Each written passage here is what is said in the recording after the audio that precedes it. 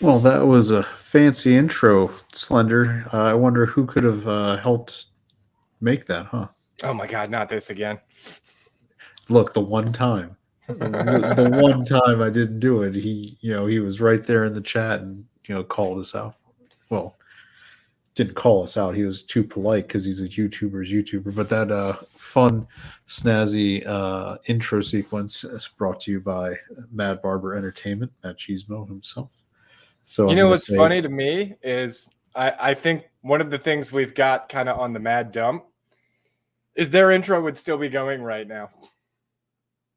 oh, that's true because they have the countdown and just start talking over it. They have a really long intro sequence. It's like a minute 20. I know. It's got the music, and they just start talking, and it's a whole thing. So good for them. We're a little more direct in our intro sequence, unless Matt wants to make a more longer form one. Although you're still trying to guilt him into an outro. No, I'm good with our intro. I mean, No, I why meant would you're he need to trying to make get a. another one? It's perfect. No, you want him to make an outro. Out. Yeah. Yep. So, that's it was it was nice of him to do that, but you're trying to get more. But I guess you are his partner in law enforcement on Police Simulator, so Yeah, dude, he knows what my salary is. Come on. he knows. Police, we don't make money. That's true. So we're gonna have a fun show.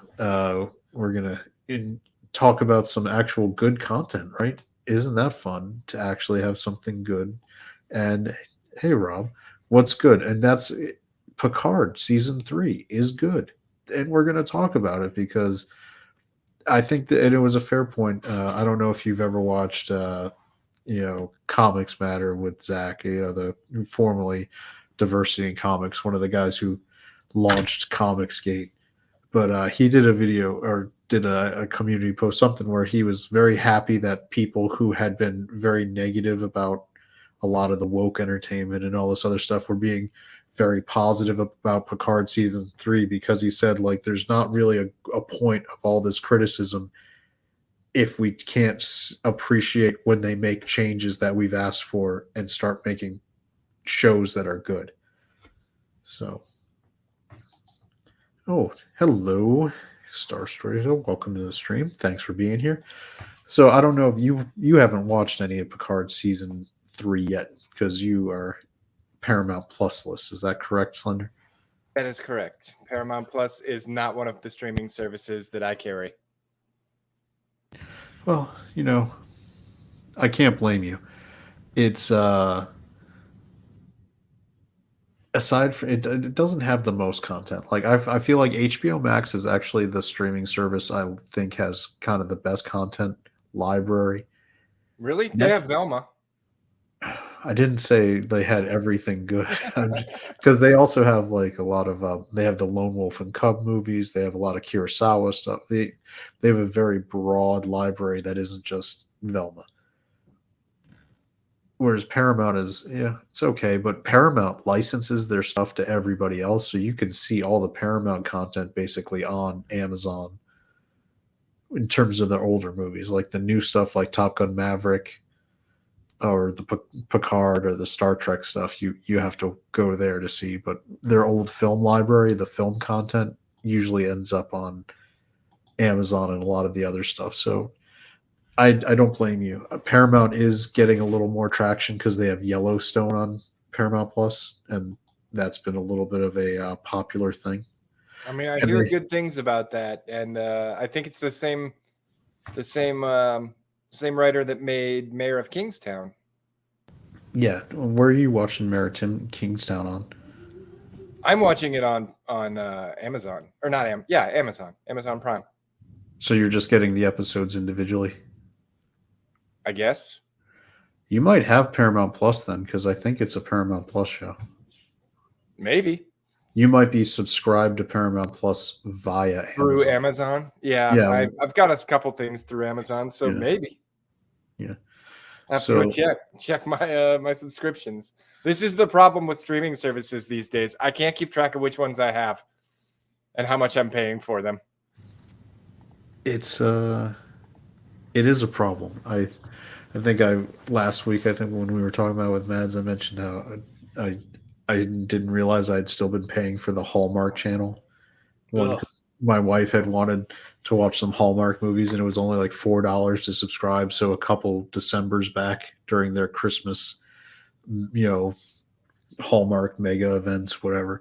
I was like, oh, it's $4. I'll just subscribe for the month so she can watch the Christmas movies, and then I'll cancel it. No, I forgot.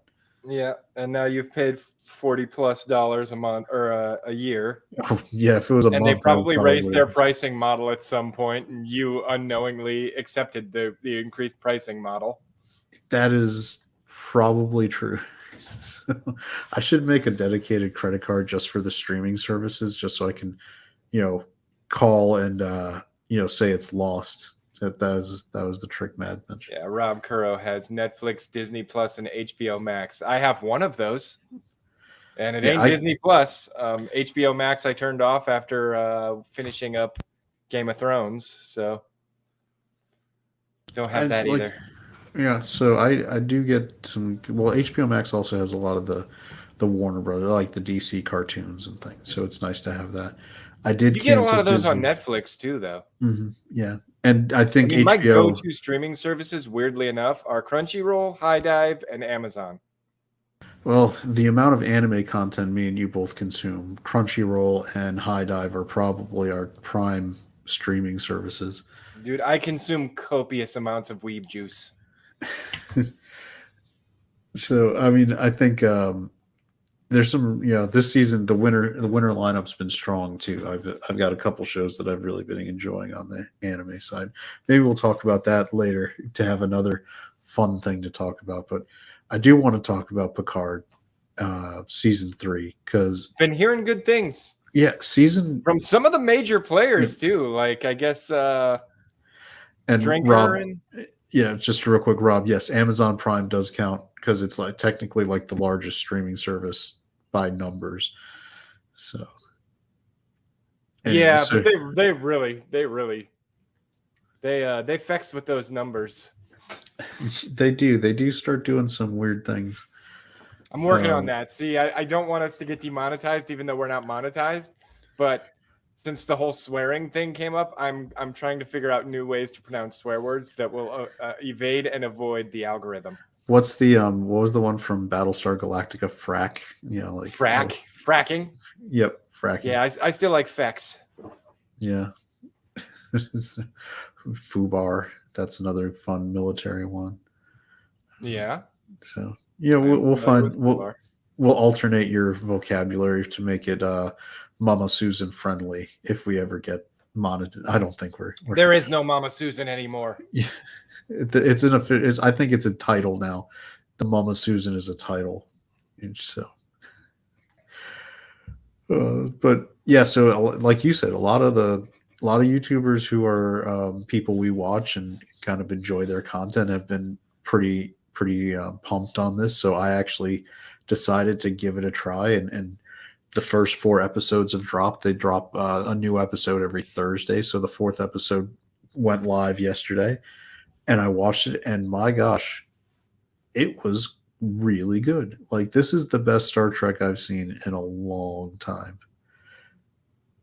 Well, And that's good because old boy who plays Picard, like, it'd be nice if he could go out on a high note, Because I don't think he's got a whole lot more in him for acting. no, Patrick Stewart is not. He's what, 80? I don't think he's that far off from Captain Kirk, which is interesting enough. Yeah, Patrick Stewart is 82 years old. Doing really good. Like looks great for 82, but he's 82 years old. And William Shatner is 91. 91. So he's only like, what is that, 8 years younger? 9 years? Trying to look at the months that they're born in. Say roughly 10, just round it up. We're rounding up. There's only a 10-year difference. If you take 81, or if you take 82 and you add 9, it's 91. So they're 9 years apart. Yeah, wouldn't you know that I work in numbers and finance in my day job, right? So that's fun. But so you don't think about it, but so yeah, you're right. He's starting to look aged. He for a long time kind of looked all right, especially when he was doing, for the X-Men movies. He kind of had a solid run where he wasn't looking too bad. But yeah, you can see the mileage now on Patrick Stewart. It's sometimes it happens when a person you hit the wall and then it just all the age just hits you. Yeah, He I'm not looks saying like, and I wish him well. I hope for all the best, but he doesn't look like he has a whole lot of gas left in the tank. Like his energy seems to be down. so on the plus side, this season isn't as dependent on him as it's weird to say that since the show is titled Star Trek Picard, but if they're bringing back the old crew. You've got Jonathan Frakes is the co-lead effectively of the season with him playing Riker. You're bringing back Gates McFadden as Dr. Crusher. You've got some really good and how awesome is this to say? You have some really good new characters that are being introduced organically to the show, and they have good storylines, really meaty, good moments that make you like them, even though they're not established characters. They're not trying to force them down your throat. They're actually letting you get to know these people and understand why that would be a thing. Like why they have motivation, why they're real people, why they're characters you would like to watch on a show. I'm shocked, right? Because that was not happening. As long as they don't overdo it and bring back Wesley Crusher, I'll be happy. Like nobody wants Wesley. No, shut up, Wesley. It's the best meme you can do. If they brought him back just for a scene where he like came in and Picard was just like, "Shut up, Wesley," and then he walked back out, that's it. Give him that cameo, and that's all we need. That was the best Family Guy clip when they had the whole cast of Next Generation actually come in to be voice actors for their characters on Family Guy, and Patrick Stewart was like, "Shut up, Wesley." It makes me laugh because Wesley Crusher sucked. And you could look at this, look and at so the is Will space. Wheaton. Honestly, Yeah, he's turned into just a train wreck of a person. He's so angry. He's an angry little man. And he's making a living doing like these after shows that depend on his geek credibility, and then he still craps on the audience. Like there's a whole segment of Hollywood that just won't acknowledge that some of the issues, if not most of the issues, are coming from their crappy storytelling.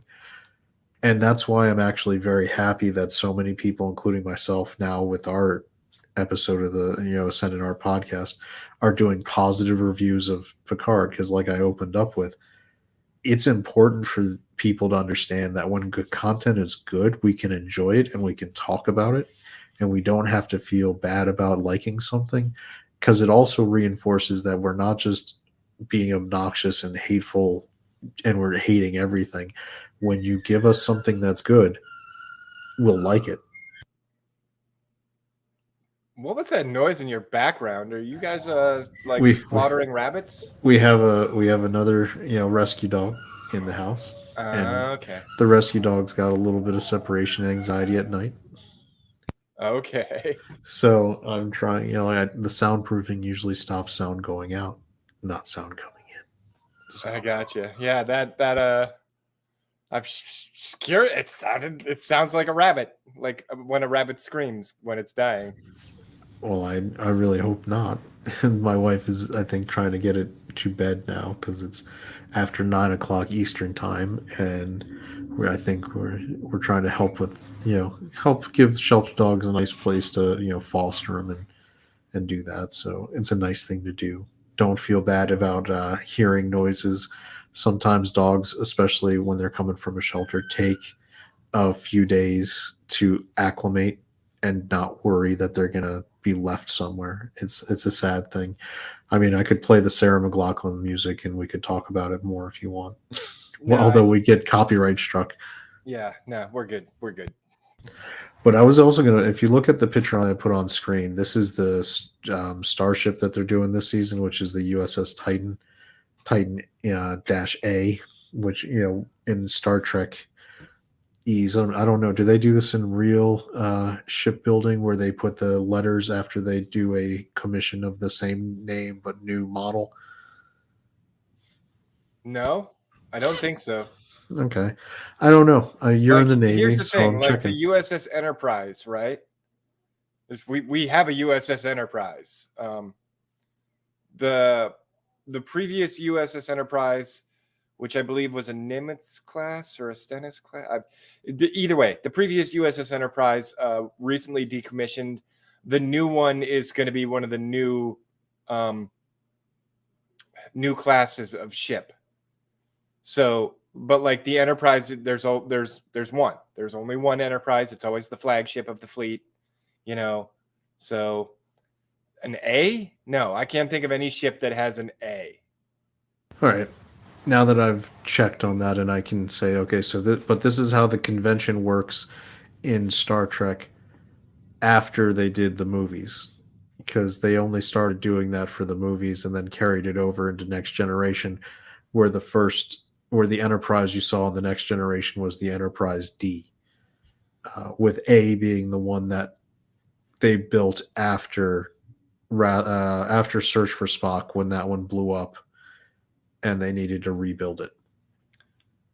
Yeah.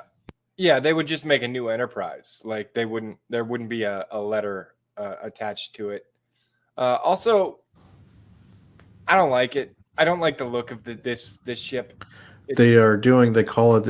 It's interesting. The class is called Neo Constitution, which, if you're a Star Trek nerd, you know that the Constitution class was the original Enterprise from the original series. yeah. So I this don't know. one This is just looked designed. really blocky. It actually looks better in. Maybe I'll try to find a couple different shots of it, because I actually like the design. I think it's pretty cool. Yeah, it could just be the angle. I gotta, let's see. I just need to get one where it's looking down on it, because there's some cool. Um, there we go. No. Well, that's another thing. So when you watch Star Trek, Mm-hmm. one of the things you like about it, and they call it ship porn, right? Where they do the flybys, from all the different angles, so you can see the ship from the different stuff. It's pretty cool. They do a lot of that here, where you get a lot of good starship, special effects. So Yeah, you I get those cool visuals. all right, I am going to switch. It's like fan service for Star Trek nerds. Which we all love. So this is the diagram sheets. So you've got these divot cutouts, which are interesting. They're visually interesting when you're getting this angle on the ship. Yeah. And then from the side angle, you can see it has a very retro original series profile. Uh-huh. Although you've got the nacelles aren't going on a straight up, they kind of have that curved up part. I think it's an interesting ship design, and I like it. And in motion in the show, it comes off very well. You know what it looks like to me? You know those big old circular saws they use in like mining applications, the handheld ones, Mm-hmm. like the industrial circular saw. It Yep. looks kind of like that to me. Rob Z. New mixed with old. That's correct. It is I find it to be a visually interesting, design. Now this is just somebody making a mock-up. I'm gonna flip right back to the official full-on special effects version, Mm-hmm. and then you can kind of see where, once it's upgraded and has the full effects going on, how that design is going to look pretty good on screen. I mean, you watch the original series movies. Like, did you see Undiscovered Country? Undiscovered Country? That was the one with the No, Klingons. I don't It think was so. Star Trek Six: The Undiscovered Country. No, I don't think I watched that one. I've seen like Wrath of Khan. I've seen Wrath of Khan. I've seen all the classics, as it were. What was it, Star Trek Generations or whatever, where like Star Trek. No, Picard Star Trek Six is the arguably. It's and I think it's a good argument whether you argue Wrath of Khan or Star Trek Six is the better movie. Most people default to Wrath of Khan. I think Star Trek Six is actually a really good movie too. It's very of its time where it's showing it's doing sci-fi the way it's supposed to be. It's an allegory for the Soviet Union falling at the time, but they didn't call it the Soviet Union. It was the Klingons and the Federation. It's a great movie. We'll watch it. You'll like it. Yeah, I liked the one where Picard met Kirk. So you liked Generations? Most people hated Generations. I didn't mind it. I thought it was fun. Did I think it was a good movie? No, but I had fun watching Picard and Kirk go back and forth. Yeah, when they were in the cosmic ribbon and he was making eggs for his latest conquest as an 80-year-old man. Yeah, and he's like, dillweed. What? Dillweed. It's in that cabinet. Can you hand me the dillweed? You know what's funny is I think they filmed that on his horse farm just so that he could probably get some money, extra money for them shooting on his place too. Nice. Shatner did. It's funny because Shatner used to have used to be well known for the Galaxy Quest character, right? That Tim Allen played is based on Shatner, and it was well known that he hated going to conventions, and that's true for that's why Alan Rickman's character was Leonard Nimoy. Like those characters were based on the Star Trek people, and it's funny because they all kind of turned around on Star Trek when they realized. And I think it was towards the late 90s that the convention circuit and fans could be monetized to finance whatever thing they wanted in their life. So Shatner started going to conventions and making money to pay for his horse farm, I guess ranch. I forget what Nimoy would do to finance some of this stuff. And they all suddenly really enjoyed going to conventions and having a good time with fans. Once conventions started really getting monetized in the late 90s, where you started paying for autographs, and you started paying for pictures and all those other things that you started handing over your cash for. And then magically, once they started making hundreds of thousands of dollars from convention circuit, if not millions over the years they did it, they liked going to conventions and they liked the fans. Isn't that shocking? Yeah, it's almost like you can buy friends. All right, so we're up to we're at season 3, episode 4 is how many they've dropped. There's some really good stuff. I don't want to use. There's a lot of actual references and callbacks to Next Generation and Deep Space Nine and Voyager because the first officer of the USS Titan is 7 of 9, who is a main character on Voyager. You got the Next Generation cast coming back. And here's a fun thing. They organically had another new character who is linked back because it's Geordi LaForge's daughter, who's now serving as an ensign on the Titan. And time-wise, it makes perfect sense that it's been plenty of years that Geordi could have had a daughter and had where the daughter's actually that age by the time this thing is being made. So it's fun that when you do it that way instead of just crapping on what came before. I agree.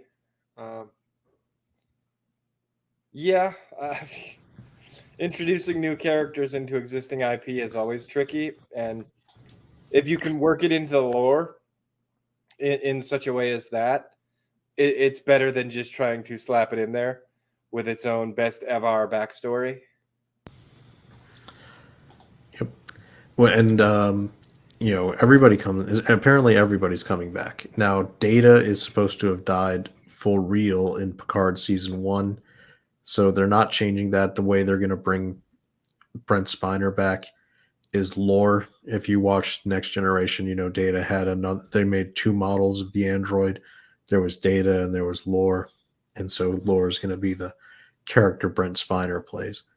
So it's not some weird conceit where they came out of nowhere to try to justify it. That was something that was in the Next Generation going back to like 1989 and 90 when that character debuted.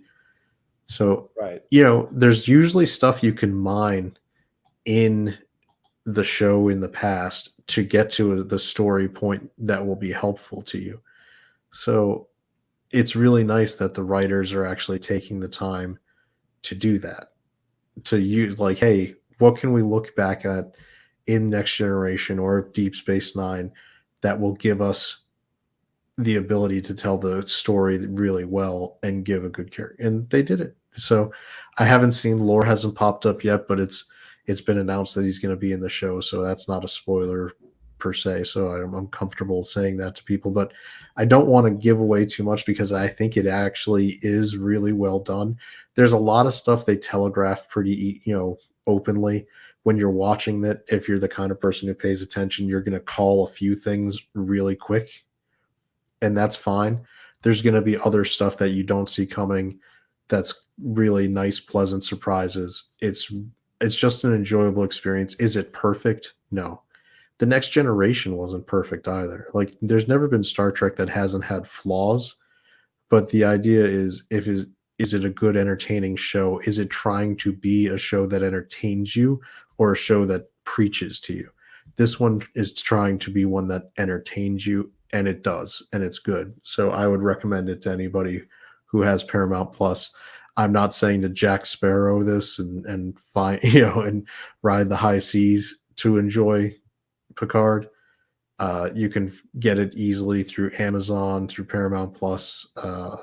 You actually support the good content. It's important when it's something that is being done to please you as a fan, to actually support it financially. I know there's a very large segment of the audience who says they're not getting my dollars, and I understand, and I don't argue with you on that, but I do think, as someone who does try to do creative stuff, it's not always the easiest thing. Time is money. You've got to set things aside. Sometimes you got to pay for stuff. So when artists are making content that is actually enjoyable to you, support it financially. Go out there with your dollars and make sure you're telling them what is good. I think, as we've talked about a few episodes back with Wizards of the Coast, when an audience withholds dollars, it sends a really good message about what's not working. At the same time, the other systems like Pathfinders, the others started getting dollars. So it was telling them, keep being open, keep being the systems people will go to, and you're going to get more money. So it works both ways. You can withhold from, when it's bad, but you should spend some of that money and support when it's good. Yeah, so I just looked. I do have Paramount Plus on Amazon. I told you, if you've been watching, I was like, well, I know you've been watching Mayor of Kingstown. You're the king of Mayorstown, and on the Wednesday dump, you're reviewing it. So it's like, that's a Paramount Plus show. How are you watching it if you don't have Paramount Plus? Yeah, apparently I have Paramount Plus and Stars on my Amazon subscription. So And Stars, like, yeah, what are I you don't know watching why on I've got Stars? Stars. I'm trying to think if it's worth keeping or if I should just get rid of that now. No. By the way, some good news. Do you know Jeremy Clarkson's Farm Show season 2 Yeah. debuted in England? It was the highest ranked show Amazon Prime's ever had, and it even beat out Lord of the Rings. So What? I didn't think anything could beat out their incredible Lord of the Rings. I know. And I was shocked to find out that I didn't really, because remember those press release we talked about? They're already shooting season 3. So there's gonna be a season 3. So Amazon was kind of, and it came out because today they renewed a few shows with James May on Amazon. I think they kind of, I'm going to have to go back and read how Amazon did it, because I think they did it in a quite like sleight of hand wording where they're like, we haven't signed any new contracts with him and don't have any plans at this moment to do that. because they might have already had season 3 or season 4. Like the contract might have already, like covered doing multiple more seasons of it. Because that show is actually popular, very popular, and I don't see them getting rid of it because it's probably not that expensive to make. Clarkson's Farm? Yeah. No, I mean, probably most of the cost is coming out of his own pocket. Yeah, I mean, yeah, because I'm sure they pay him a stipend to, basically there's a fee to film him, but you're basically just having 3 or 4 camera guys and maybe a couple producers working at the location. That's not, you don't have to build sets because it's his farm. You don't have to do special effects. There's no CGI for Caleb, running the tractor. There's no way I could see Amazon actually canceling it when it's that successful and that cost effective. Yeah. And it's super entertaining. And when you were telling me that they might not be renewing their contract with Clarkson, I wrote reviews for season 1 and season 2, and I was like, "You better renew Clarkson. Like, if you don't, you will lose me. I will leave." Yeah. On principle alone. That's when you start Jack Sparrowing things. Although you'll have to find a new way I'm quite to. familiar with sailing the high seas, so you are a sailor. That's true. So now what's funny, okay, so now we're going to have to keep watching Picard then, because now you can watch it. And I think what we can do is it works out perfect because it comes out on Thursdays. I think going forward, we can do reviews weekly as the episodes come out. Because we're not going to be our extended long form featurette where we review episodes 1 and 2 next week, and 2 and 3 the week after that, and 4 and 5 the week after that. I mean, if you want to catch up through by next week, episode 5 will have dropped. Okay. So that gives you the entire week to get caught up through episode 5. So next week, I think we can do a series recap with spoilers and season 5 review and episode 5 review. Fair enough? Yeah, that's fine. Are you comfortable with that amount of homework? 5 episodes. 4 episodes through next Thursday, and then Thursday you watch Picard, or Thursday or Friday, some point before our show airs. Yeah, I can watch them. Because I know you're already keeping up with Kingstown, so. I mean, I'm caught up with Kingstown. Giving you too much homework? No, like I'm caught up with Kingstown. I am currently up to date in season 2 of Kingstown. When we do these reviews, I might go back and rewatch an episode, or I just read the synopsis to refresh my memory. Cool. All right. We're good on Kingstown. I'm the king of Mayorstown. I know. You are the king of Mayorstown. I just don't want to give you too much homework, since I know Slender is in demand for YouTube streaming. He's doing gaming streamings on his own channel. He's got game streams those going. In demand. I have like 2 subscribers, and I just started yesterday. He is a fixture on the weekly Mad Dump Wednesday Dump, the Mad Dump on Sporking News. So yes, he's a regular member of the B team now. It's well deserved. You're a good co-host. That's why we're all the way up through episode 64 on our show, and we do movies with Mad too. I think we're having a good time here on YouTube, so that's great. That's really what it's all about. That is what it's all. Yeah, and so I'm about to have some real fun because I like to talk about things. I think we've kind of covered Picard. We'll come back next week and and go through in-depth episodes 1 through 4, and then with a review of episode 5, full spoilers. So come back next week to check that out. What I do want to kind of share that because I'm going to go off a little bit on my own tangent, which is there's something that Hollywood reporters are doing to try to cover up when movies aren't doing as well as they should, to try to make them still seem like they're successful. And we saw it recently with Ant-Man, where they came out in opening weekend, were like franchise record opening weekend. And it's like, that sounds really good when you think about it, because it's the 3rd movie. Oh, that's great. It's a franchise record. And then you see how Ant-Man's performed, and it is not making as much money as the previous installments. Its budget was much higher. It cost more. It's making less long term. It opened a little higher than those movies, but not by much. And it's tanked, and people aren't going back to see it. And so that's this new thing is when it's franchises, they want to sell you on the idea that it's a franchise record. And that's where we're coming in because Scream 6 is opening this weekend. And after Creed 3 opened last weekend, they just same headlines, franchise record. I think Creed 3 is going to end up pretty close to where the other ones were by the end of it. So it just made its money a little different because the first Creed 2 movies, Creed 1 and Creed 2, were Thanksgiving movies, where Thanksgiving holidays in there, and it has opens over more days. This one was a normal just weekend release, so its 3 days looked bigger, but the other ones, you know this from Slender, like on holiday weeks, people go during the week because they're off and they don't have to force themselves to go on the weekend. And their movie tickets are usually a little cheaper when you go weekdays or on matinees. So this new thing, they got Scream 6 is opening. It's gonna do a franchise opening record with $42 million. Doesn't that sound awesome?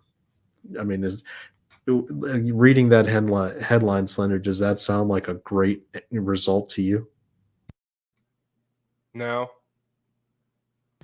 Well, you're prepared for why it's not, but can you tell? It doesn't. I mean, 42 million sounds really good, but here's the problem that I'm running into. They said Rings of Power was like the single most viewed thing ever in the world, and everybody hated it. Like, I don't give a shit how much money something made. I don't think that is an indicator of success long term. Yeah, of course, everybody who loves the Scream franchise went and saw it as early as they possibly could. Let's see what it looks like at the end of the weekend. Let's see how much ticket sales fall off in the second weekend. Like, this is them trying to sell it so that more people start to feel that FOMO and want to go see it.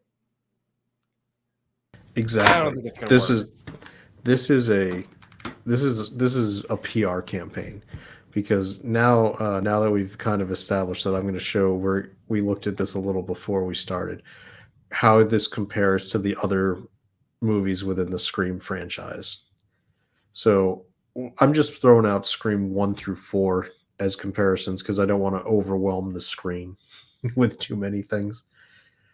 The previous opening weekend champ was Scream 3, which opened to $34 million in February of the year 2000, 23 years ago. 23 years for inflation? No, this is the just regular number, not adjusted for inflation. And the other thing is, look, its production budget was 40 million, so it opened and almost made its entire production budget back in that weekend. Whereas we don't even know what Scream 6's production budget looks like, but I'll bet you it's a lot more than 40 million. I would agree. And so we're talking about that's an increase of 42 million versus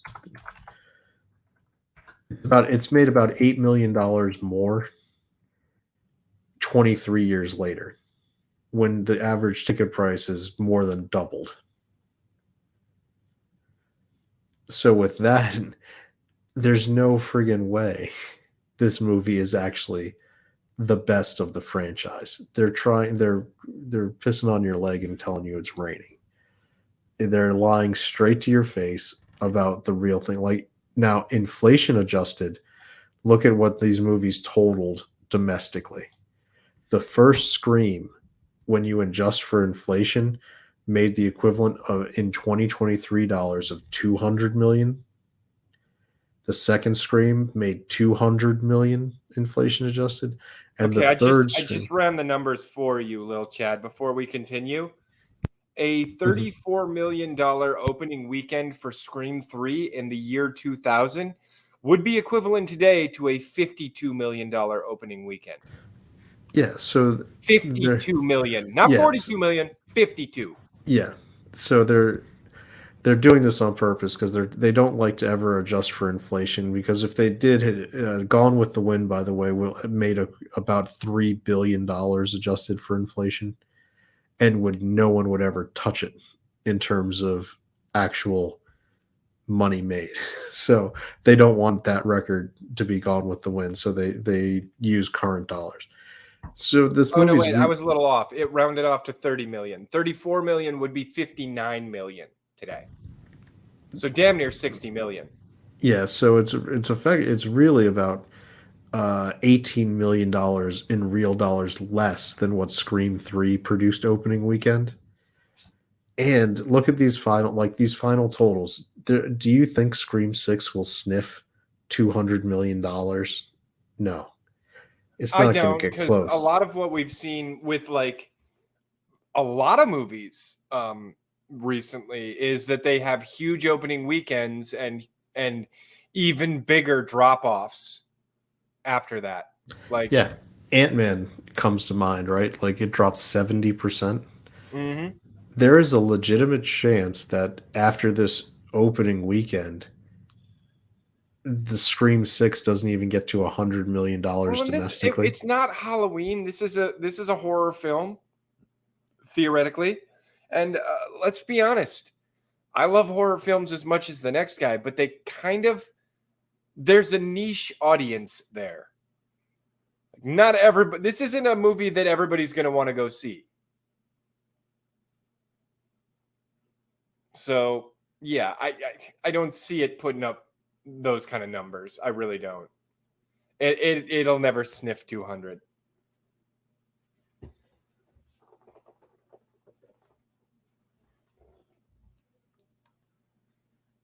I've added Megan into the mix because that is a horror movie that just came out. Mm-hmm. That's got a pretty solid reputation. It opened to $30 million and finished about 94 million. I think technically it's still in theaters with a worldwide box office of 173. I am going to, and this is going to be a fun thing to say. I would bet somebody that Megan ends up with a higher domestic box office than Scream 6. Because even though Scream 6 is opening to $12 million more, I think, like you said, all the people who wanted to see Scream came out and saw it. It's not going to have big buzz and word of mouth. I think it drops. And by the end, I think it comes maybe close, maybe around, like if you look at the comparison, Scream 3 finished at $89 million when it had the biggest opening weekend. So I think that's going to be where it finishes for this one, around 85 to $93 million. Yeah, I get that. I would say I'm glancing over the rest of the numbers here as well. And yeah, I mean, horror movies aren't like they're not usually your doorbusters, you know. These usually aren't the ones that are bringing in the huge numbers to begin with. So I wouldn't take that bet. I think you're right. I think Megan had a lot of weird buzz about it. So I think it drew a bigger audience than anyone expected. I think Scream 6 will be the opposite, and that its viewership will fall very quickly, and I don't think it'll get anywhere near 173 million worldwide. Yep, that's where I feel. Yeah, I think it'll be lucky if it touches 150. that sounds about right to me because Scream is niche, and you're in the sixth movie of the franchise, and this also doesn't have Nev Campbell. Doesn't have. I think the only original person left is what's her name from Friends, Courtney Cox, because they uh, killed off over the years everybody else, and Nev Campbell decided not to come back. Yeah. And pardon the dog having a fun little time in the background there. if you guys can hear it. So sorry about that. Oh, I can hear it. It's cool. Yeah, the dog is very frustrated with people trying to tell you Scream 6 made money too. I mean, it's great. It opened to number one.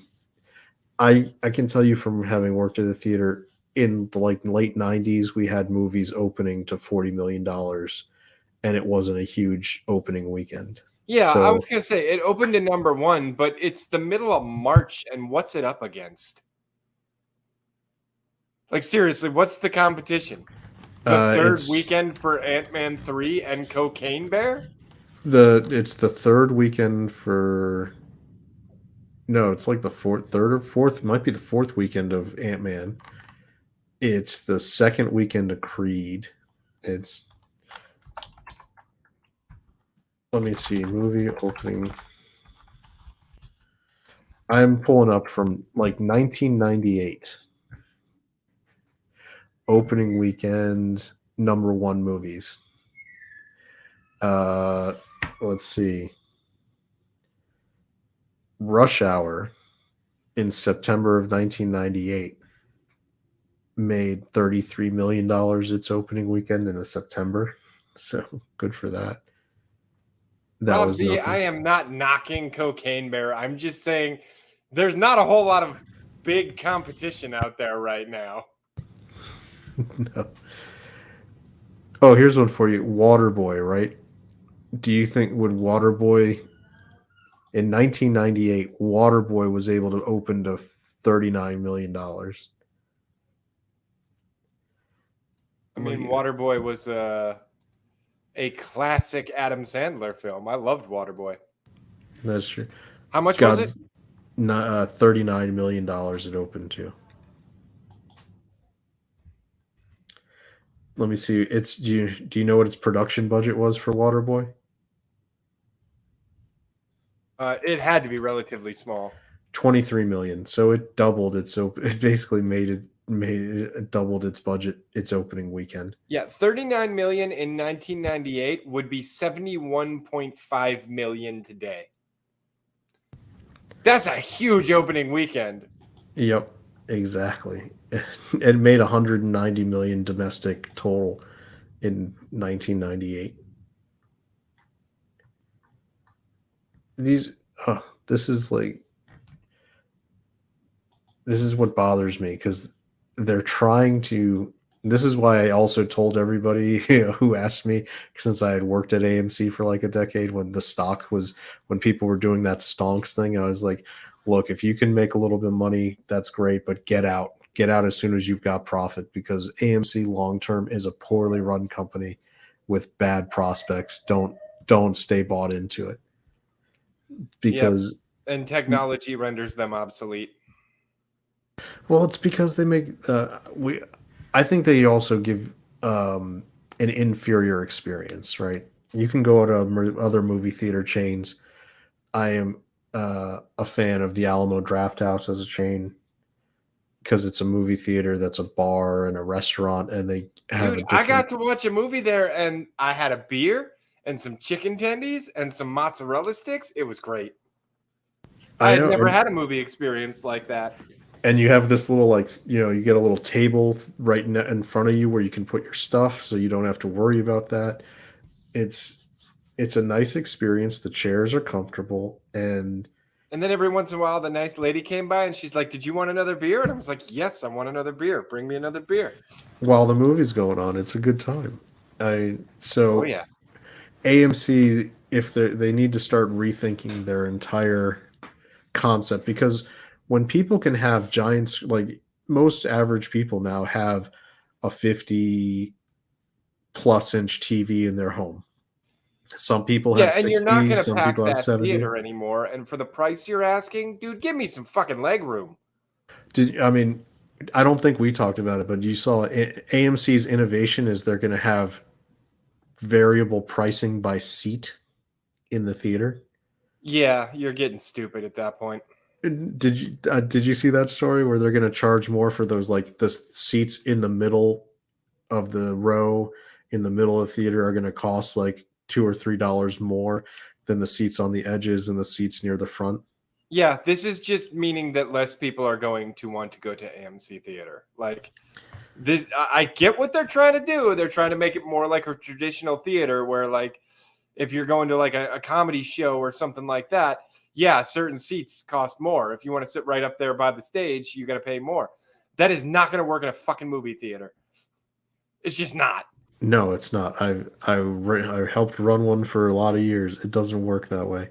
What AMC could do is actually remove the number of seats in the theater to make it a more pleasant experience. You know, like make it recliners, the ones that actually like motorized and can go back. You basically reduce and then do offset seating. So no matter where you sit in the theater, like you're offset so that no one sitting in front of you is going to block your view. I mean, these are concepts that have been around Yeah, a because while, that but was you always actually one have of to the invest things in it. that sucked for me in the theater. As you know, like I'm 6'3", like I'm a tall dude. So whenever I went to a theater, I would always like slide my little ass all the way to the end of the seat so I could lean as far back as possible because I didn't want to block everybody else. And Which that's is really nice. uncomfortable for 2 hours. Yeah, but not everybody did that. Some people just sat there and said, F the No, people and those behind me. people were dicks. It's like you're ruining the movie. Come on.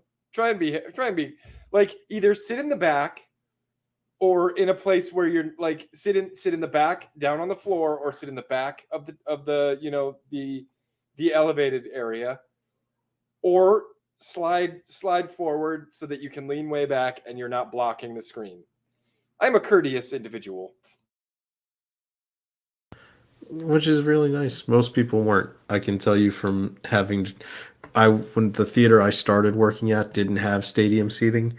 They had the regular you remember the old like multiplex like just fold down chairs that like that right on the hinge joint with the Yeah. hard plastic back. And let me ask you a question. When was the last time you went to a theater and it was packed? The last time I went to a theater and it was actually packed was Avengers Endgame. I went opening weekend and that theater was sold out from front to back. And everybody was excited to be there. When Captain America picked up, Mjolnir and went after Thanos, like the entire place erupted. It was Yeah, and then probably one Thor of was like, "I knew it," and I was like, "I knew it too." yeah. Uh looks like Rob says last weekend for Demon Slayer. Yeah, that's true. The anime theaters do draw more people. I may have attended a showing of a anime. There's a couple I went to in the last few weeks. I went to this that time I reincarnated as a slime, where it had its little anime release in the theaters, and I went to Sword Art Online Progressive, Aria of the Starless Night. Yeah, those are good. Let's see. Last summer for Top Gun 2. Uh, I went a few times to Top Gun Maverick, and it was never packed because there were so many showings. Remember at the time, it was like the only movie that got released, so it was out of the theater I went to, which had 12 screens. I think it was playing on 10 because they didn't have any other content to put out there. So there were so many showtimes. It had more showtimes. You didn't have to get packed in there. So real cool if you did that because I do enjoy the experience of being in there with the crowd. It does enhance it a little bit as long as Yeah, the I'm crowd's well just behaved. saying that AMC, like the old model of packing as many seats as you can into a single theater, I don't think it's feasible anymore. I think it's better if you make some space, you make it a little more comfortable, and you give me some chicken tendies and some fucking matzo sticks, and then I'll be happy.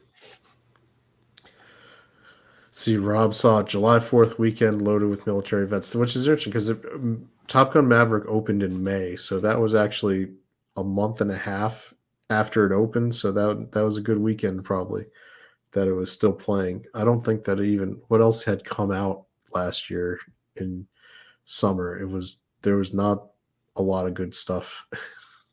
Top Gun Maverick's all that comes to mind. did Marvel even put out a movie? Because they, Doctor Strange opened before Top Gun Maverick, and Well, Wakanda Marvel's been Forever putting out a lot opened. of things for the theaters. I don't know if I'd classify any of them as movies anymore. I mean, they are on a screen. They do have a runtime, um, and there's credits before and after. But what's in between? Yeah, maybe it's a movie, maybe it's not. You know what I want to go see, but unfortunately, like, there's no way I could go see it, especially not in a theater, because I'd be a creep. What's that? I want to see Kaguya-sama Love is War, the first kiss that never ends. That came out for Valentine's Day. I think it's released, so I think it's coming to Yep. country. It'll come to Crunchyroll and be put on Crunchyroll because that's what they do with the Sword Art ones. They release it, and then after about 6 months, it gets put on there as an OVA Yeah, I know. I to just don't watch. want to wait. I think it came out in Japan last year. Did you ever catch up on Kaguya-sama? It's so funny. No, I got caught up in some other ones because, like we talked about, some of the winter anime releases have been actually pretty enthralling to me. Which Uh, ones? Because I've been looking for stuff to watch, and I'm kind of in a dry spell right now. I mean, well, you wait for the dubs, so you're a little behind. But like the Handyman in Another World has been super entertaining to me. I do enjoy the Handyman in Another World. It is surprisingly dark. Sometimes you wouldn't, it's very lighthearted, but at the same time, there is a dark storyline. Like It's dark and raunchy. At the same time, They are extreme. They do not care. Mm-hmm. Or do you think what's the one you love with the frogs and the girl who's the water goddess? Konosuba. Konosuba. Yeah, I just Don't act like I'm watched, the only one who loves that. You laugh your ass off at Konosuba. I just recently watched season 3, I think it is, of Konosuba when he got arrested. And that shit was hilarious. And Aqua's so useless. I mean, she'll always be useless. That is what she brings to the party. Yes. And so it just makes me laugh. So I also this season's had some fun, I guess, random shows because Handyman in Another World sounds like a silly one, but it's fun and entertaining. I've been watching. Let me go to my watch list so I can see which ones are on there. Campfire Cooking in Another World with My Absurd Skill. I saw that one. I hadn't watched it yet because I didn't think there weren't any dubs for it at the time. Yeah, I think it's only available subtitled, but it's just hilarious because they're getting to the point where isekai, it's so standard, so you come up with variations. So this guy gets summoned along with other people to be the hero of the world, to save the world from the whatever. And the other people summoned with him have like the sword skill and the spear skill, and his magic absurd skill is online grocery store, where Nice.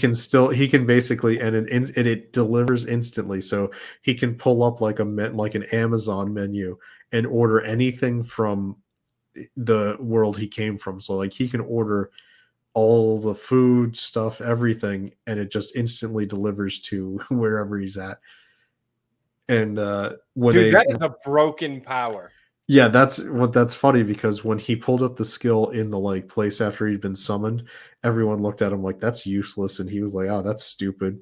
I guess I can't fight a demon lord with this skill." So he decides, "Hey, can I just get like a little bit of gold and I'll just go and make my way in this world?" And then once he gets paid, he's paid, and then he starts ordering stuff. He's like, "Oh my god, this is broken. I can get everything." Like he realizes how broken the skill is, and then he decides he needs to always be on the run so that people don't try to kidnap him and just use him for getting everything. So the whole concept of the show is that he's traveling from town to town. He picks up a couple of OP familiars like a Fenrir, Super Wolf, and other things, and the price for their protection or contract is that he has to cook for them. So it's kind of like Food Wars meets Shield Hero. Nice. I don't want to, like, I know that our former co-host Mike hates when people like compare things like that, but sometimes it's a nice shorthand to try to give you an idea of what you're gonna see. No, I'm cool with it. It gives me a good understanding of what I'm looking at. I have really enjoyed chilling in my 30s after getting fired from the Demon King's army. I don't think you've watched that one yet. I don't think so. Because it does look like they've only got subs. I thought they were going to put a dub together for it. Yeah, it looks like these ones are only subtitled. I was looking at both of them as you were bringing them up. I'm like, subs are hard. So I'm going to give it's a light spoiler for chilling in my 30s, but I'm going to tell you why it's a really interesting show. Because the character actually progresses in his relationship with the female lead. Within the first like 9 episodes, he actually is married and has a child. Dude, that's Did you ever see Banished from the Hero's Party? I decided to live a quiet life in the country. I need to watch that one. I watched the one where he opened the farm. Is that the one where he opened the pharmacy? It's not a pharmacy, but yeah, he's in, Yeah, he's yeah, an yeah. apothecary. Then I did because I did watch that one, and he ends up like the girl adventurer who was a princess, second or third princess of the kingdom, ends up being like his significant other, and I was like, holy Yeah, crap! I mean, they basically get married by the end of it. Yeah, and they it's are only one season. But it's nice that they're allowing the characters to actually progress in a relationship. It's not just having a bloody nose and pretend. Yeah, and none of that. No, I don't like you. I like you. I don't like you. I like you. I don't like you. It's like, no, you clearly like each other. Just let this thing happen. Now it also there was a really hilarious gag. It was let's see.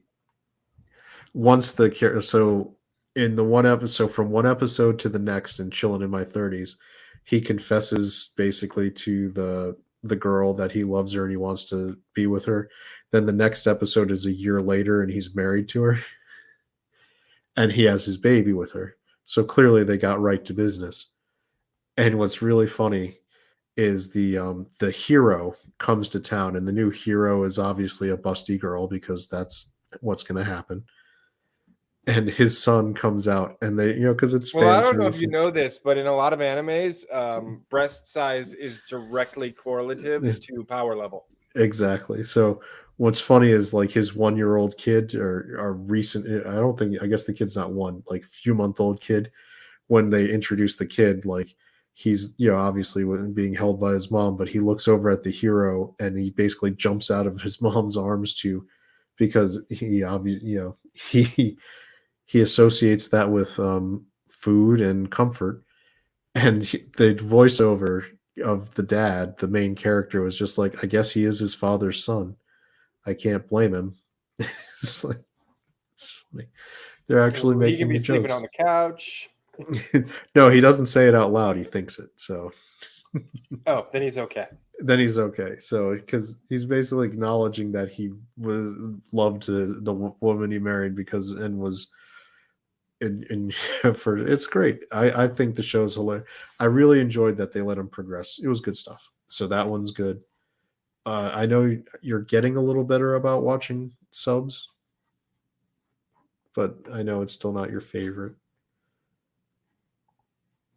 I mean, if I'm not gonna get a dub, I can do a sub, but they're rough.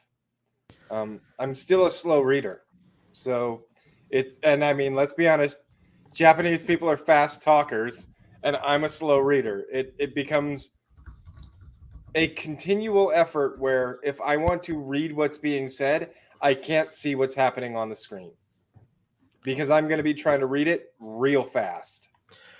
Yeah, I mean that's where I've been watching my anime on my theater room screen. It's just so it's much easier when you've got the whole screen there to visually see everything. Yeah, and unlike you, I do not have a theater room. Like I have a nice TV, but I got no theater room. I mean, you're like 20 minutes from me. Come on over. We'll watch anime on the theater room. I have been enjoying Tomo-chan as a girl. That one is right up your alley. It's 100%. hilarious. And yes, it is right up my alley. It is a rom-com slice of life. Yes, Tomo-chan is a girl. I mean, it's no Love is War. No. It's I mean, it could get there, but yeah, it ain't there yet. Hmm.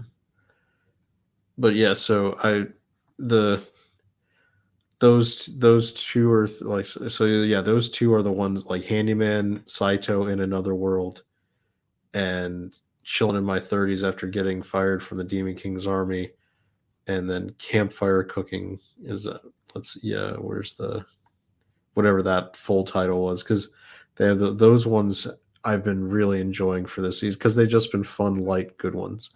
And then obviously you can go by, and what's great about anime is when you start like tooling around, you can get those recommendations from shows that you didn't even know you had missed from like years ago. And there's so much anime. And I watched one that made me think of that made me think of that you because it was a slice of life anime that was like pretty funny. Let me get the title for it. It had just come out. It was Love After World Domination. Did you see that one? Oh, I've watched that entire one. Yes. It was hilarious. That's the one Where it's like Power Rangers. Yes, yeah, where like and he's dating one of the villains. Yeah, she's like this destruction princess, and Yeah, he's she is the death princess or whatever. She wears like a basically little like skull yeah. hood. It'd be like if the Red Ranger started dating one of the evil girls Well, that's from. the great thing is they're sitting together and they're being all romantic, and then like one of the other Power Rangers climbs up and he's like, "Are you okay up here, dude?" And she immediately like punches him in the face and Yeah, sends him because flying. they have their covers. They have to go back into like their fighting because the way they have their dates is that when the groups get together and have their fights, they'll go off to have a one-on-one battle because they're the strongest from each side. And what they're really doing is just having a nice little date in a pasture as the fight's going on. Yeah, there was like the whole scene where the evil generals were all gathered together and they're like, "Where are we going to launch our next attack?" And she's like, "Could we launch our next attack at the fair?" And they're like, "The fair? Why?" And she's like, "Well, think about it, you know." So they decide to launch the attack at this Yeah, carnival. and the leader of the group was like, "That's a brilliant idea because it'll drive, like this is a place of joy for them." She's thinking on another level. Why can't everybody else doing it? And she just wanted to go to the fair with him. Yeah, and don't they? I think they end up like riding The the what? Ferris wheel or Yeah, something. they get on the Ferris wheel together. Yeah, here it is. Love After World Domination. It's see, yeah, because you got the basically Red Power Ranger with one of the evil. He is strawberry gelato. Yeah, that's right because they're all the Gelato Five, so The Gelato 5. they all have the ice cream flavors. I did like the you know the, it was just because the obviously you get to see the inner workings of the evil organization too, which is funny because it did look like they were actually trying to be a very functional workplace. Like where they're the boss is like giving out good, like, hey, you're doing a great job, we're going to give you rewards. Or the episode where he meets her dad. Yeah, because her dad was a henchman, Her and so dad is like a hardcore henchman too. Like yeah, he if is a you're company man. yep, exactly. And that works on multiple levels with the Japanese culture since, in Japan, like you're supposed to be emotionally committed to your company when you're a salaryman. So a henchman is not that different in terms of the mindset and being programmed and all that kind of stuff. It just I watched that whole thing and I was laughing my ass off, and I had made a mental note. I was like, I got to tell Slender about this one if he hasn't watched it, because this is right up his alley. Yes, it was. And I did watch the entire thing. I hope we get more. I think they renewed it for a second season. Excellent. Let's see. Let me just double check that. World Domination Season 2. All right. It hasn't. Oh, it's one of those ones where they want to renew it for Season 2, but the manga hasn't actually made more content.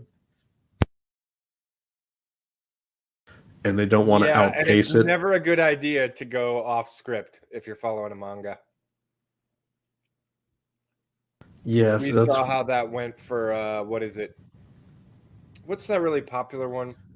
Attack on Titan. No, not Attack on Titan. There was one very specific, Bleach. Bleach did that, and they royally fucked it up.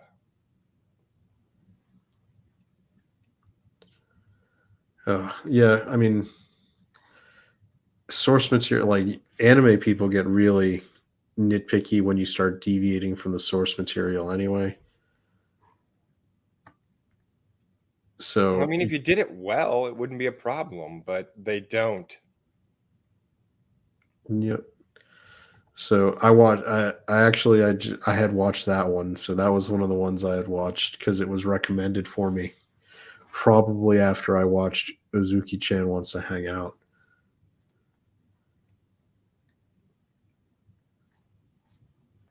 And I did, and it was I've really been doing hilarious. a lot of reconsuming of shit that I've already watched.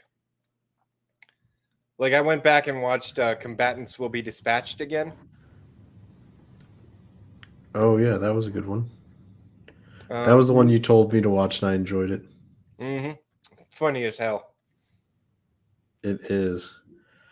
I might need to go back and watch So I'm a Spider, So What again, because I think the second season of that is coming up, and I enjoyed that one.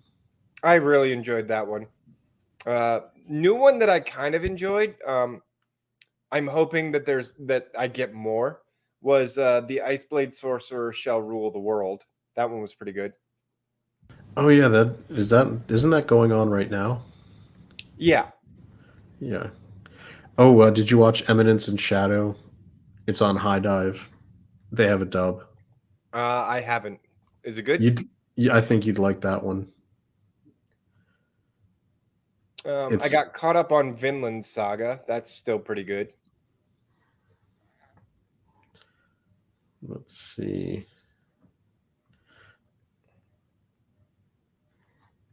Trying to see if there's other ones. This season, Fruit of Evolution season 2. That show's weird. It's it's not for everybody. And the second season's been pretty weak. What was the other one you were saying was good? That was on a High Dive. Eminence and Shadow. If you're on High Dive, it's probably going to be on the front page because they have been promoting that. It's been one. They have a mobile game tie-in. Spy Classroom is their big one right now, I think. But Eminence and Shadow just finished up, and I think they've got a dub for the whole season now. It's like 20 episodes long. Oh, it's pushing me. Is it wrong to try and pick up Girls in a Dungeon? It's like, yes, I already watched that. Who hasn't watched that one? It's on like every streaming service. Well, that's because it's really fun. I like that one. It's hilarious. The Eminence and Shadow, season 1. It's interesting. So the conceit for this isekai is that it was a guy who in the real world was trying to basically be a vigilante superhero,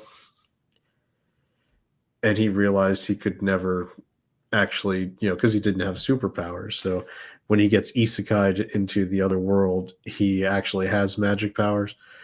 But he basically wants to live as a background character NPC, so he doesn't ever get noticed.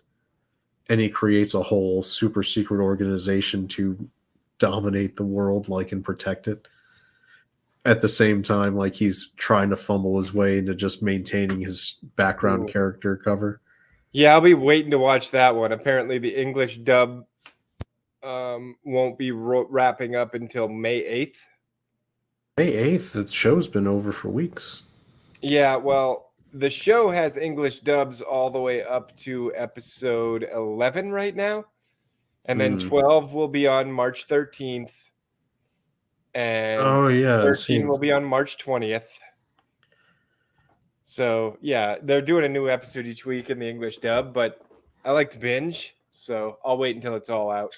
This show is definitely binge friendly. Like you should watch. Eminence and Shadow is one that you definitely want to be able to do the story straight through or as close to it as you can because it gets pretty complicated and it's a lot easier to follow when you're If just you're going not taking big breaks of time in between. Yeah.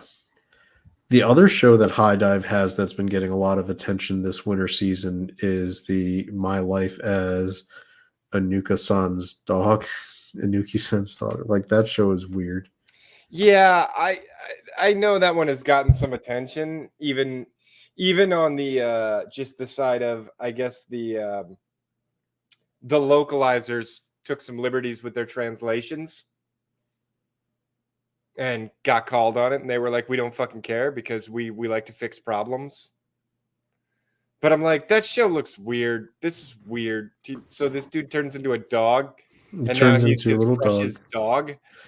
And they get into very awkward and etchy situations. Like Yeah, that's weird. Borderline not etchy, but another word for a type of anime situation. Yeah, this is a furry fantasy being made manifest in anime. I'm cool.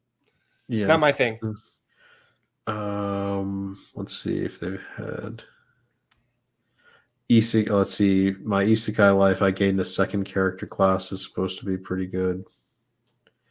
Honestly, I might go back and just watch Gate again. I like once a year. I like to watch Gate because it's just one of my favorite animes. I mean, I just watched the whole thing like 2 months ago. I'm good.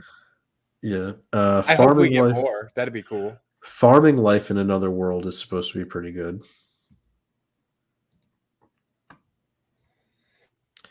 The problem is I don't think we're going to get more Gate. The first one came out, 2013? All right, so our homework for this week is we got to watch some Star Trek so that we can talk about Star Trek. And we got to bring back some new anime recommendations. So we're going to have to start sifting through what's available. Yeah, and if you haven't seen it, it's new to you. So yeah. Well, that's the key. Yeah, I mean, it doesn't have to be new. But I think it's time to look at some Nielsen ratings. Yeah, let's do that because the recommendation both of us have given this week is Love After World Domination. If you haven't watched it, go and watch it because it's enjoyable. It's funny. Yeah. And even if it's time. Like you don't really like romance, but you were one of those kids who liked the Mighty Morphin Power Rangers or anything like that, there will be jokes in there for you, and you will find it hilarious. Yeah, I can't recommend it enough because I think it's just funny. And if you, like Slender said, if you liked Power Rangers, you'll really think this is hilarious. Yeah, and the female lead is like fucking adorable. Yes, like, she is adorable. She's Azuki-chan as a destruction princess. Yes, with a little bit blonder hair. So, all right, let's switch to streaming ratings. And a very revealing villain costume. Yes, it's just funny. It's a good show. All right. Look at this. So let's switch to the overall, which is where we usually start. So last week, the number one on the overall was Black Panther Wakanda Forever. It came in really strong. But this week it's falling off. It's still in the top 5 for overall, but it's a big drop because it was over 2,000 millions minutes, so over 2 billion minutes, and now it's down to 944. So it looks like just like an opening weekend at the movie theater. A lot of the people who wanted to see it watched it, and then they're not watching it again. Yeah, I'm not entirely sure about what You is. You is that show on Netflix that stars the guy from Gossip Girl. Okay. And then New Amsterdam, kind of same thing. But I will imagine that we will see over the next couple of weeks. Let's see. What has Rob said? What about Unico made the most horrifical children's movie ever? What? What about Unico, the most horrifical children's movie ever made? Yeah, I know what he's talking about. Unico, that unicorn thing? Yeah. Anime recommendations. Is it But really that bad? I think we will see. Yeah, I mean, it's weird. It's fucking weird. But I think we will see with both The Last of Us and Black Panther: Wakanda Forever that they will fall fast and hard. The problem is with your argument is The Last of Us is rising. It is right now. Yeah. But what episode are they on in this Episode week? 5. Yeah, I don't think it's going to keep rising. I think it's peaked. So episode 3 was the bromance between the two dudes. Yeah, which I mean, let's be Which honest, was like got a lot of press, right? Yeah, it got a lot of press, but it didn't freaking matter. It had nothing to do with the story.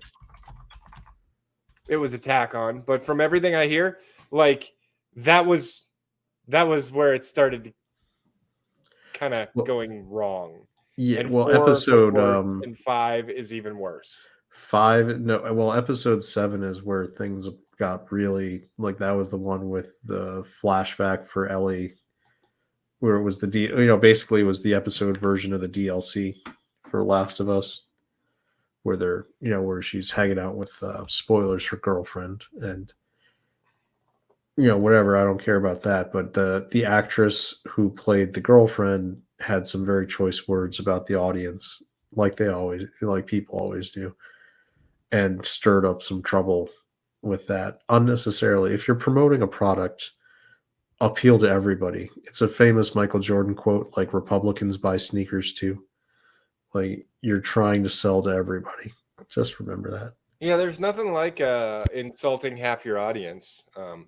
That usually wins people over. It's like, well, I got to see more of this. I am surprised to see New Amsterdam jump. Oh, you notice why? You see how it has 2 providers? Yeah. So it's basically combining what it gets on Netflix and what it gets on Peacock. Dude, and let's be honest, Netflix is the worldwide toilet of content. It's like how often do you go on Netflix to watch something specific? I don't even have Netflix anymore, so I don't, because it was just the endless scroll. And that's the thing. Like when I go on Netflix, it's just like, is there anything here worth watching? I don't even know what I want to watch right now. Let's see. Let's scroll through. My daughters, same thing. They'll pull it up and they'll just scroll through to see if there's anything they want to watch. Like Netflix is where you go when there's nothing else to watch. And with that in mind, Slender, look at numbers 6, 7, and 8 on our overall streaming lineup. We got NCIS, CoComelon, Grey's Anatomy.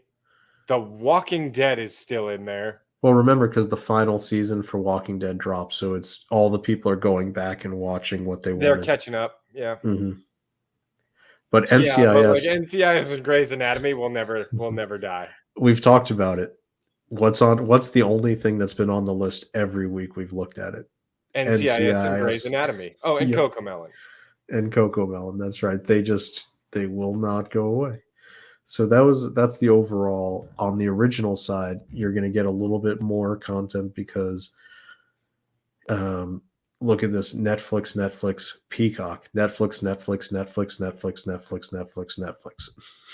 So Peacock jumped in there with Poker Face, which is that show with but let's be completely honest here. Look at the minutes in millions viewed on these. Like these are really low. A shit ton of minutes. 483 for the number 2 slot. Those are some rookie numbers. This is from when we looked. Remember a mid-range decent show would get 800 to 900. Anything over 1,000 was a pretty solid show, and basically above 1,500 and higher means that your show is big, is an actual big show. Yeah, nobody's watching originals right now, is what this tells me. Because remember when we were looking at the ratings and Wednesday had just dropped, and that was doing like 2,000-3,000. I still don't know why, but it was putting up serious numbers. And then Stranger Things, when we looked at it, was putting up big numbers. Yeah. So this looks like Wednesday is still number 5 with 357 million minutes. and that's not far off. It could have easily been number 4. Yeah. So, and when did Wednesday come out? That was, geez, Wednesday came out Thanksgiving week. Yeah. So this show is still in the top 10 original after streaming like shows. 6 months, damn near. And that, I think that just shows it's a down week, because there's not I think in a few weeks when Mandalorian and some of those other ones are on this list, the number of minutes go up, because there's people, people have been enjoying that last episode of Mandalorian, got a lot of good buzz. Yeah. I don't have Disney Plus, so I haven't watched it yet. So, but I've been hearing mixed reviews. Which some people have told me it's really good and they really like it. Others have, I've seen some people review it and they're like, it's pretty terrible. Which honestly is an improvement for Disney Plus, because mixed reviews is better than shit about Disney Plus. That's my problem. Yeah. Well, you might have Disney Plus on Amazon if you look. No, I already checked. I have Paramount and Stars. Those are the things I have on Amazon. All right. And then on our acquired list, it's all, you know what you don't see is, I guess, New Amsterdam's on there. That's a newer show, but you don't see a lot of new shows making this list. Like, people aren't going back and watching for comfort anything made, it looks like, after 2010. When did because Walking Dead premiered. When did that premiere? When did Walking Dead premiere? The latest season? No, the first season. It started in 2010. There you go. Yeah, I was gonna say it's been around for a while. Because New Amsterdam is on there, and that's the only thing that's a new, Last of Us, I guess, is a new show. But it, Yeah, Walking Dead premiered on Halloween in 2010. And then you've got NCIS, Cocomelon, Grey's Anatomy, Walking Dead, Criminal Minds, Gilmore Girls, Friends. Bluey is imported from Australia, and is just, Bluey and Cocomelon are your babysitter shows, where parents are just putting that on the screen and walking. I mean, I know Cocomelon is. I don't know about Bluey. Probably. No, Bluey's one of those two. It's like a preschooler program. Okay. If you look it up, it's like a little dog. Oh, yeah. Animated dog. It's like animated dogs, but they're cut out of construction paper, basically. Yeah, and Disney actually just licenses that. They don't actually own it. So, which is, Disney would normally try to buy that and monetize it, but they can't because they don't actually own this one. Shocking. Fun for them. Too bad. Yeah. Too bad, so sad. Disney is trying to get money and they can't. That's a problem. Oh, so this was a down week for streaming. This week, let's see, which week was this one that I was looking at? February 6th through 12th. Yeah. So was that the Super Bowl week? Maybe. Let's see, Super Bowl. Yeah, February 12th was the Super Bowl. I would imagine that's actually one of the reasons streaming was down. Like, people put eyes on the Super Bowl. We like to pretend they don't. It's still a cultural phenomenon. It doesn't. I mean, most people still do. I'm not one of those people. I didn't really give a shit this year. I forgot the Super Bowl was happening this year. I watched it just because I really wanted the Eagles to lose. I'm a Giants fan, and they did, and so it made me happy. So there we go.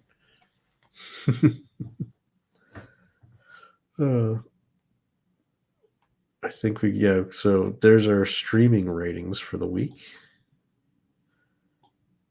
We'll see if next week, if things rebound once the Super Bowl is not on there anymore.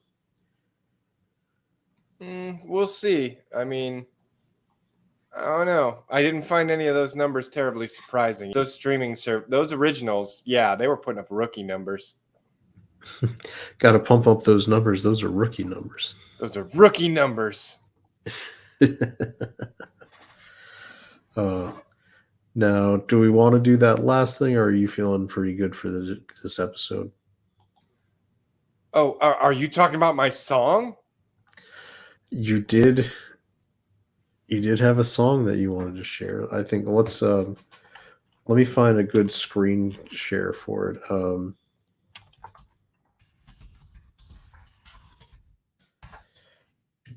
Do.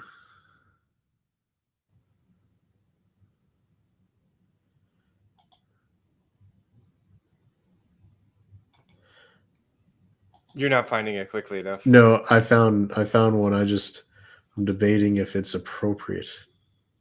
Appropriate? What are you looking for? All right.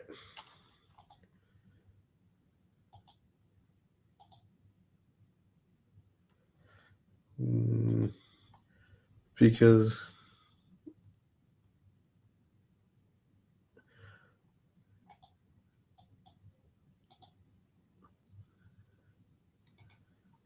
We'll hold it for next week then. well, there's some good ones. Probably be better to do it next week anyway, since my voice is rather hoarse and it's killing me right now. Yeah, That's the only reason I'm pushing to wrap up is because I don't have a whole lot of talking left in me. Oh, okay. Then yeah, well, and we can work on getting you some production and getting some good stuff for that. Well, thanks everybody for coming out and joining us and hopefully enjoying our latest episode of the Ascendant Art podcast. Next week, we're going to be going over doing reviews of Picard season 3, episodes 1 through 5 with spoilers.